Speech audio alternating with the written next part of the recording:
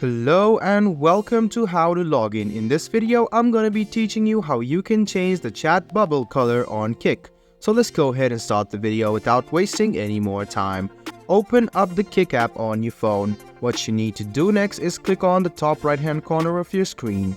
Next thing you want to do is scroll and find chat settings. Then you can see the chat bubble color. Go ahead and tap on it.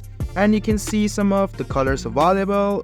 There are some options like bright, dark, pastel colors, so you can use any of these. You can go ahead and select the color if you want, and the chat bubble color will be changed. So it's quite easy and helpful. All you need to do is click on your profile and you can see the chat settings. Go ahead and tap on it, go to chat bubble color and select the color which you want. So right now I've chosen the forest green color.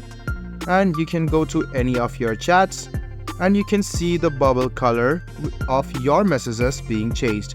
So you can see that it is easy and it looks attractive as well. I hope this video about how you can change the chat bubble color in Kik was helpful for you. If you still have any kind of confusion, please do mention us on the comment section down below. Like the video, subscribe to the channel and do hit the bell button for more. Hope to see you in the next video as well. Until then, goodbye, take care and make sure you enjoy.